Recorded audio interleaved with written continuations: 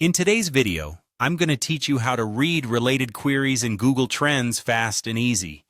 Let's dive in and explore how to make the most out of this powerful tool.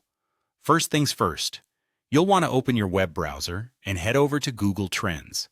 This is as simple as typing Google Trends into your search engine and clicking on the first link you see. Once you land on the Google Trends homepage, you'll notice it's invitingly simple. The next step is to click on the Explore button. This is where the magic happens, allowing you to delve deep into trends across the globe.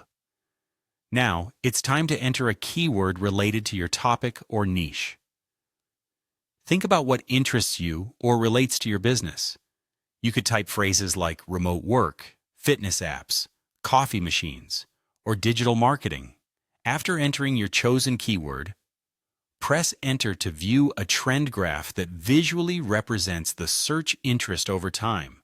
Once you see this graph, you can tailor your search for more precise data. Setting location and language filters is crucial. You want to ensure that you are targeting the right country or region for your needs.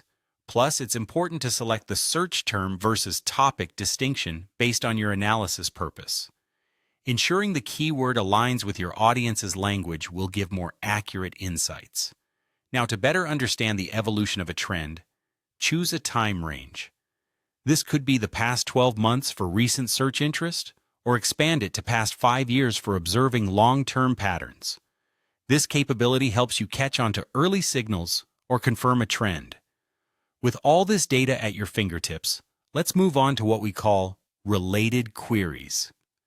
This section is invaluable as it highlights emerging and relevant queries related to your keyword.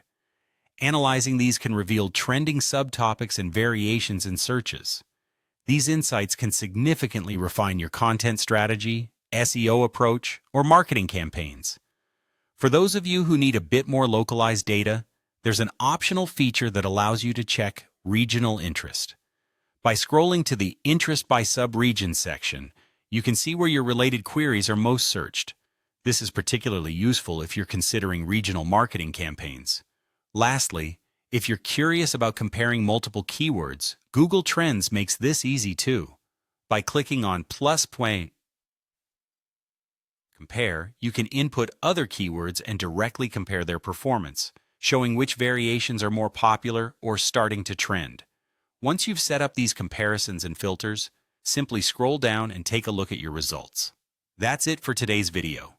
By following these steps, you'll be well on your way to mastering Google Trends and gaining valuable insights for your projects.